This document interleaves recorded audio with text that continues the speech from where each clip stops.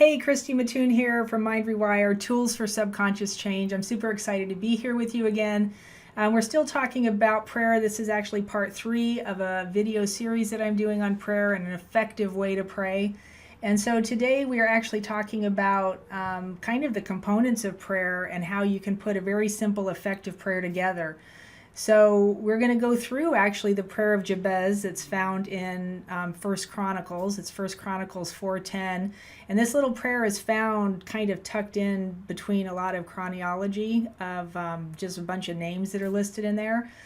And that's where we find this prayer. So I want to take that apart for a second for you from, first of all, the way I understand it, and then also the way I was actually originally taught it. So I'm going to give you the differences there.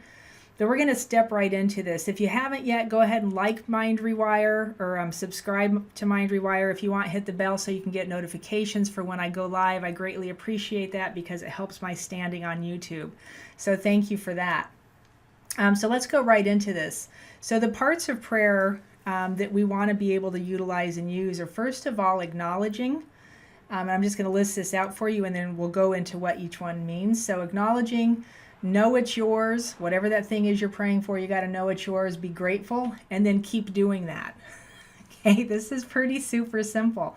So on the last video, we actually talked about internal preparation, and then the goal being to stay in continual prayer, to walk in that place all the time where you're just constantly, your thoughts, your ideas, your feeling are going to the things that you're desiring, that you're needing in your life, the things you're working on, and you're constantly staying in that place, so that you never leave that mental attitude and you're always staying in that heightened place. So let's talk about acknowledging first. The definition, this is a dictionary definition for acknowledging, is acceptance. To be accepting of the thing that you're acknowledging allows you to be more open to it. So you have to accept whatever it is you're acknowledging. You're not going to accept something or be able to acknowledge it if you're not open to it. That just kind of makes sense. So you're admitting the existence of the thing, whatever it is, that you're praying to. You first of all have to acknowledge it.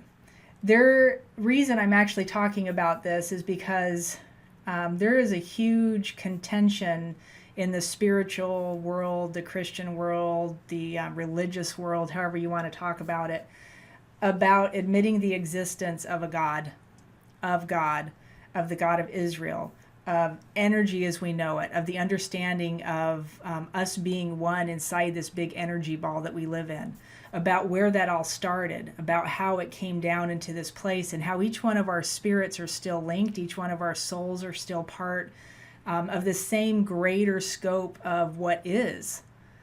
And from different points that you look at it, you're going to hear different things. If you come from the Christian perspective that I came out of, acknowledging God meant acknowledging an entity that was in the sky, and in my head he looked like a policeman with a billy club. And when I acknowledge that, that turns into fear. Because if you're always going to get hit for doing something wrong, and that's how I viewed God. That was the perspective that I had because of the way I was raised, and the things that I was taught inside the churches that I went to. And so I just think those kind of things, like basically what I say now is we were just taught wrong. We were just taught wrong. We just have to learn it a little bit different and then act different accordingly, right? So you have to shift your perception to what you think about God, what he is, who he is, how he interacts with us, and how we interact with him. Because that will change your perception of a lot of things if you can do that. So if you're talking to God, you have to admit the existence of. You can't just kind of gently tenderfoot around the subject, right? Don't walk on eggshells. You have to be firm in your conviction of what you're praying to. Is it energy? Is it God? Is God the energy? Is it the same thing? Are you a part of that, or are you separate from it? You have to decide. So you have to become aware of that. If you're talking about the power of the universe couldn't have created itself in my estimation, and I guess some people say it did. So whatever it is for you, however you want to go into that, that's not really the discussion here, but however you want to think of it. If you're talking about walking in the Spirit, and what does that even mean, right? When you're walking in the Spirit, you're walking in the likeness of something, and I'll tell you why that matters here in a minute. And by walking in that likeness, you're admitting the existence of the abilities, attributes, and the qualities of that person, of that entity, of that thing. If you're walking in that likeness, you have to be admitting and acknowledging to that thing, yes? So acknowledging is the truth of something. Acknowledging is coming to a truth, and whatever your perception is of that, and everybody has their own perception because of the way we were raised. So when you're acknowledging something, you're acknowledging that truth, you understand it, and then when you understand it, you can take that feeling and take that into prayer. Okay, so that's where we're going with this. So we were talking a little bit about the contention that comes up with people, with religion, with Christians, with, goodness sakes, with everybody, even atheists. There's this contention about there being something out there bigger than us, bigger than who we are. And if you're a part of the whole and not a separate from God, like I was just saying, the idea of God being in us and being a part of us makes us one with God, right? And if you're looking at it like it's an energy, it's the same thing. If it's part of us, if we are that, then that is us. Jesus is a really super good example of this. And I'll probably get crucified for saying this, but it's the way I look at it at this point. And he is a perfect example because he was called the Son of God. He was part of God. God was in him. He could do amazing things because of his belief system in that point of view, in that perspective. He came from God. He returned to God, right? If you are a child of God's, it's no different. You came from God. You're going to go back to God, which means you have the indwelling of that spirit. You have the indwelling, same indwelling that Jesus had. Right? And he even told us, if you're reading the text, if you're reading the ancient text and in the Bible in this instance, he even told us that he's going to be able, or he did these great things and you're going to do greater things. He told us that we can do what he does. Some people think that stopped with the apostles, but the energy didn't stop there. The energy existed through time. I think the apostles were supposed to keep teaching it. They were teachers, right? They were supposed to keep teaching it. At some point, it got cut off. The teaching got lost. That's what happened. So we have the ability to do greater things, and we're just starting to open this back up and really discover this in this period of time. And then, so if I'm talking to Christians about this stuff, I hear all the time, people will tell me this, but I'm not Jesus. Like they can't take that on. I don't know if it's too heavy a burden or if it's a fear thing, right? It's a fear thing if you say, well, I can do what Jesus did, because you get slapped around in the Christian world. And when they're saying that they're not Jesus, what they're meaning is that they can't possibly do what he did. But he just told you could. And you have the power within you. You have God in you, but then you deny it. And I just don't understand that. I think it's the fear that was instilled into all of us to accept that kind of power. And, you know, we can look back through time and Constantine transcribing the Bible into what he did and all of these kind of things, and you'll come up with a lot of different theories and reasons why. The fact of the matter is the power remains. The power is within you, and you have the ability to utilize it. So this is all just really super interesting to me. But let's get back into prayer. The next part of prayer is showing reverence, right? Reverence to God, reverence to that power, reverence to the Spirit. Showing reverence means showing respect, and it's really a higher level of acknowledging. So we're just leveling it up one more time. When you're acknowledging God, when you're in that form of reverence, it's like being in awe. Have you ever been in awe of something that you just stopped and you were just like, oh, like it just stops your heart, it stills your heart. And it's this deep quality of reverence that shows this deep feeling of admiration for someone or something elicited by their abilities, right? You think about their abilities, their qualities, achievements. And I just want you to think about that for a second, because a lot of people that I work with will come to me saying, I can't feel anything. So finding this feeling of awe to take into a prayer is almost impossible to do.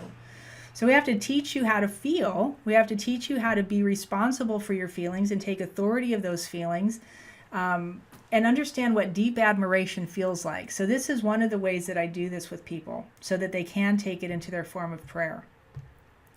is I want you to just think about somebody who you admire. Somebody, it doesn't matter if they're alive or dead, just somebody that you admire. You admire their traits, their abilities, their qualities, their skills, maybe something they've done. You're just in total awe and admiration of this person.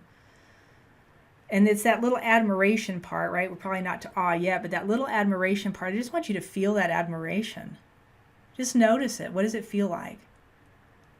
And then I want you to start expanding it. So if you're feeling it in the center of your chest, expand it to the outside of your heart area.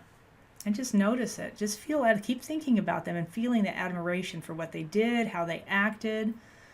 Something that was so amazing and out of your realm of normal, it just blew you away. Just keep feeling that. You want that feeling to linger. You want to stay in that feeling. And then immediately go into God with that feeling, with that power that's within you, right? Just from a place of thinking about it. And then stay in that feeling of reverence. Allow it to keep opening up. What you're going to find is going to happen is the more you do that and the more you go there and keep taking it back to God, to keep taking it and putting it back up into what some people call the unified field or the universe or whatever you want to call it. Put it up into that plane and just let it open up. You're just allowing that to open up and to turn it into something way bigger than yourself, and just keep feeling it. So basically what you're doing is you're acknowledging the power within us, within ourselves as one. You're just acknowledging that. You're acknowledging that you're one with this spirit, and it's so very simple, so very humbling, so very opening. And when I'm starting my prayers, and I set my system up first, like we talked about in the last part, and then I usually open my prayers with something like this: God, I just humbly come before you. I enter where there's love, where it's pure, where the light's divine. And Spirit, just move in me, allow me to thrive, increase my territories, where love seeks nothing, where receiving and giving become easy. And enter my heart and use it as a tool. And then I just feel. Now, if I'm praying for a pain or something, or an illness or something to go away, I'm feeling it a little bit differently, but it's still the same at the end of the day. It's that feeling that you want. So that prayer for me obviously changes. It's whatever shows up. And it'll change as the feeling grows and changes. In that prayer, I'm feeling. And when I start feeling, I start hearing. And when I start hearing, I start talking. So I speak whatever I'm hearing. Being in that space of reverence and acknowledgement allows you to feel that deep admiration, and allows you a different form of communication and a different way to perceive and understand and hear and even speak. It changes your perception of this place. All right. So if your feeling becomes so big and so undeniable, it will almost just take you over. That's a sense of awe. When that just like rolls in and it just kind of takes you out, takes you over, that's a feeling of spirit, of God being in you and your system becoming alive. You're allowing it to light up. You're allowing the energy to dissolve anything else that's in your way, any blocks, any issues, so that the only thought you have is to be in the spirit and in his presence.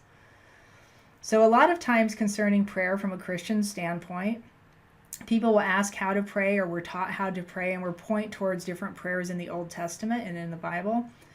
And when looking at ways to pray and talking to all these different people, and even scanning the sacred text, scanning through the Bible about prayer and how different people prayed, if you look in the book of Chronicles, there's one particular prayer from a guy named Jabez. And you can even just Google the prayer of Jabez and this will show up for you. And the prayer basically says that Jabez called on the God of Israel, saying that thou would bless me indeed and enlarge my coast, and that your hand would be with me and keep me from pain, that I may not grieve. That was it. Simplest prayer in the world. And God granted him all that he requested. So the prayer basically is composed of four parts. First, Jabez asked God to bless him. Second, he asked God to enlarge his territory or increase his responsibility, as that some people will translate it. Then he prays that God be with him and stay close to him, right? Keep him from pain, keep him from harm. Okay, so we're going to take a look at the first line of this prayer where it says, "Oh, that thou would bless me indeed." So is he asking God to bless him? This is what it sounds like, because the word indeed, the way we look at it, is almost like a plead. It's like a plea for something. Bless me indeed. Give this thing to me, right? I want this. I'm telling you I need this. Indeed, do this for me. But if we look at the word specifically, that's not what it really means. If we look at it from a Hebrew standpoint, indeed itself, if you look it up in our dictionary, one meaning is used to emphasize a statement. So he's saying, if you would just bless me, indeed, right? That's it. Or another definition there is that it's actually a response confirming that something has already been suggested. So, oh, that thou would bless me indeed is saying, oh, you've already blessed me. It's almost like an affirmation or a confirmation, like an act of gratitude. You've already blessed me, indeed, right? You've already suggested that you're going to bless me. You can take that a step further and look it up in the Hebrew, and the word indeed there has quite a few different meanings. The meaning itself is not intrinsic, it's not fixed. So depending on the form and the expression that it accompanies, it's going to mean something different. So it depends on how the word is being used, and there's many definitions, like I just said. And one of the definitions is in reality. Oh, that thou would bless me in reality. So that thou would bless me in the truth of who you are. Oh, that thou would bless me in truth. That's an actual meaning of the word indeed, in truth. One of them is in fact. Oh, that thou would bless me in fact. It's already done. So to know that the emphasis may have different aspects changes the nature of the verse. And when you read it in those tenses is when you realize that the verse itself, that the word itself means that it's already confirmed. This is already done. It's something it's already been suggested. It's already been brought up. That actually the idea that God bless you is his idea. It's not even yours. He's already doing that for you. It's a confirmation. And it's probably, when it's spoken in an excited way. Because when I was taught to pray this prayer, when we would read it, it was almost like like I said before, it was that plea, like, oh, please bless me. And this was probably like, oh, that thou would bless me indeed. He was excited he was blessed. And there's that feeling. So when you say those words, you have to feel that feeling. Bring it up. You're excited. Enlarge my coast. Increase my territory. There's an excitement there, right, about what he's asking for. So asking God to increase your responsibility for anything can be really scary. Maybe, maybe not. When I was taught to read this verse, it was taught in such a way that increase my territory meant ask for something so big that there's no way you could do anything but fail. And because of that failure, God would step in and save you. And I think, again, that's just a really bad translation. It's a bad way to look at this. I think when you're asking for God to increase your territory, it's because you've been working on things and you've been moving through life and you've been growing and adjusting, hopefully, right? That's kind of the goal here. And no matter where you're at, that seems to be the steps of things. You have to grow and adjust as you move along. So, meaning increase my responsibilities, increase my territory towards what God has created in you and for your purpose. Not meaning that it's so big you're going to fail, so he steps in and saves you. So he also prayed that God be with him and stay close to him. And staying close to him means you keeping your eyes focused on what's ahead, on what you're trying to do, on what you're accomplishing. Keeping your eyes focused on God, right? Before anything else that could lead you down a different path and pull you backwards or pull you to the side. You don't want to be in a place you don't want to be in. If you keep your path straight and you keep your eyes focused, you're going to be where your eyes are. You're going to be where you're focused on, right? So why wouldn't you ask for that? It's just a good way to pray. And then also saying that keep me from pain, keep me from evil. And there's a lot of different translations on that too, but it just makes sense. Again, why wouldn't you ask for that? Who wants to be in pain? And then God granted him all that he asked for.